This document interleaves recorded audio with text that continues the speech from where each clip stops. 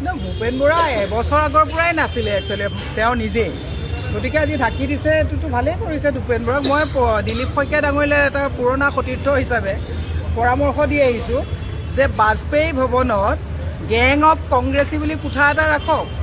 আপোনালোকে আমি যে কওঁ যে কেতিয়াবা গাহৰি লতেৰে চানি ধৰা দি ধৰে, এই ধুৰন্ধৰ কিছুমান মানুহে গৈ পেলাই গোটেই পুৰণি নিষ্ঠাৱান মানুহবিলাকক চানি ধৰিছে।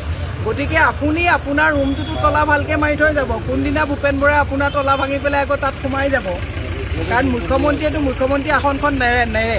গতিকে ভূপেন বৰাই আকৌ সেইখন চকীত বহিবৰ কাৰণে আকৌ অংক কৰিব, কাৰণ ভূপেন বৰাক কংগ্ৰেছৰ পৰা কি দিয়া নাই, চব দিছিলে।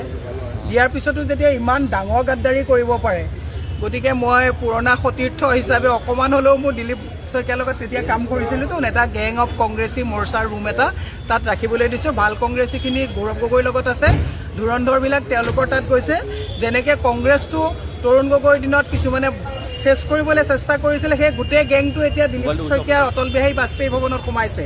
গতিকে মই কৈছোঁ নিজৰ ৰুমৰ তলাটো ভালকৈ মাৰি ল'ব, এওঁলোকে আকৌ তাত কিবা গোন্ধ পালে আপোনালোকৰ ৰুমত তলা ভাঙি পেলাই সোমাই যাব। গতিকে তেনেকুৱা মানুহ গৈছে, গতিকে সাৱধান কৰি দিছোঁ। কিন্তু ভূপেন বৰা এবছৰ আগৰ পৰাই নাছিলে একচুৱেলি তেওঁ নিজেই, গতিকে আজি ঢাকি দিছে, এইটোতো ভালেই কৰিছে ভূপেন বৰাক। মই দিলীপ শইকীয়া ডাঙৰীয়ালৈ এটা পুৰণা সতীৰ্থ হিচাপে পৰামৰ্শ দি আহিছোঁ যে বাজপেয়ী ভৱনত গেং অফ কংগ্ৰেছী বুলি কোঠা এটা ৰাখক। আপোনালোকে আমি যে কওঁ যে কেতিয়াবা গাহৰি লতেৰে চানি ধৰা দি ধৰে, এই ধুৰন্ধৰ কিছুমান মানুহে গৈ পেলাই গোটেই পুৰণি নিষ্ঠাৱান মানুহবিলাকক চানি ধৰিছে। গতিকে আপুনি আপোনাৰ ৰুমটোতো তলা ভালকৈ মাৰি থৈ যাব। কোনদিনা ভূপেন বৰাই আপোনাৰ তলা ভাঙি পেলাই আকৌ তাত সোমাই যাব, কাৰণ মুখ্যমন্ত্ৰী আসনখন নেৰে। গতিকে ভূপেন বৰাই আকৌ সেইখন চকীত বহিবৰ কাৰণে আকৌ অংক কৰিব, কাৰণ ভূপেন বৰাক কংগ্ৰেছৰ পৰা কি দিয়া নাই, চব দিছিলে।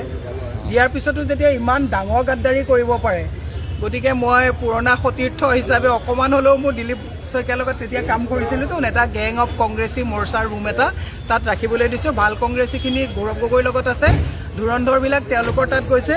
যেনেকৈ কংগ্ৰেছটো তৰুণ গগৈৰ দিনত কিছুমানে চেছ কৰিবলৈ চেষ্টা কৰিছিলে, সেই গোটেই গেংটো এতিয়া দিলীপ শইকীয়াৰ অটল বিহাৰী বাজপেয়ী ভৱনত সোমাইছে। গতিকে মই কৈছোঁ নিজৰ ৰুমৰ তলাটো ভালকৈ মাৰি ল'ব, এওঁলোকে আকৌ তাত কিবা গোন্ধ পালে আপোনালোকৰ ৰুমত তলা ভাঙি পেলাই সোমাই যাব। গতিকে তেনেকুৱা মানুহ গৈছে, গতিকে সাৱধান কৰি দিছোঁ। কিন্তু ভূপেন বৰা এবছৰ আগৰ পৰাই নাছিলে একচুৱেলি তেওঁ নিজেই, গতিকে আজি ঢাকি দিছে, এইটোতো ভালেই কৰিছে ভূপেন বৰাক। মই দিলীপ শইকীয়া ডাঙৰীয়ালৈ এটা পুৰণা সতীৰ্থ হিচাপে পৰামৰ্শ দি আহিছোঁ যে বাজপেয়ী ভৱনত গেং অফ কংগ্ৰেছী বুলি কোঠা এটা ৰাখক। আপোনালোকে আমি যে কওঁ যে কেতিয়াবা গাহৰি লতেৰে চানি ধৰা দি ধৰে, এই ধুৰন্ধৰ কিছুমান মানুহে গৈ পেলাই গোটেই পুৰণি নিষ্ঠাৱান মানুহবিলাকক চানি ধৰিছে। গতিকে আপুনি আপোনাৰ ৰুমটোতো তলা ভালকৈ মাৰি থৈ যাব। কোনদিনা ভূপেন বৰাই আপোনাৰ তলা ভাঙি পেলাই আকৌ তাত সোমাই যাব, কাৰণ মুখ্যমন্ত্ৰী আসনখন নেৰে। গতিকে ভূপেন বৰাই আকৌ সেইখন চকীত বহিবৰ কাৰণে আকৌ অংক কৰিব, কাৰণ ভূপেন বৰাক কংগ্ৰেছৰ পৰা কি দিয়া নাই, চব দিছিলে। দিয়াৰ পিছতো যেতিয়া ইমান ডাঙৰ গাদ্দাৰী কৰিব পাৰে, গতিকে মই পুৰণা সতীৰ্থ হিচাপে অকণমান হ'লেও মোৰ দিলীপ শইকীয়াৰ লগত তেতিয়া কাম কৰিছিলোঁতো, এটা গেং অফ কংগ্ৰেছী মৰ্চাৰ ৰুম এটা তাত ৰাখিবলৈ দিছোঁ। ভাল কংগ্ৰেছীখিনি গৌৰৱ গগৈৰ লগত আছে, ধুৰন্ধৰবিলাক তেওঁলোকৰ তাত গৈছে। যেনেকৈ কংগ্ৰেছটো তৰুণ গগৈৰ দিনত কিছুমানে চেছ কৰিবলৈ চেষ্টা কৰিছিলে, সেই গোটেই গেংটো এতিয়া দিলীপ শইকীয়াৰ অটল বিহাৰী বাজপেয়ী ভৱনত সোমাইছে। গতিকে মই কৈছোঁ নিজৰ ৰুমৰ তলাটো ভালকৈ মাৰি ল'ব, এওঁলোকে আকৌ তাত কিবা গোন্ধ পালে আপোনালোকৰ ৰুমত তলা ভাঙি পেলাই সোমাই যাব। গতিকে তেনেকুৱা মানুহ গৈছে, গতিকে সাৱধান কৰি দিছোঁ। কিন্তু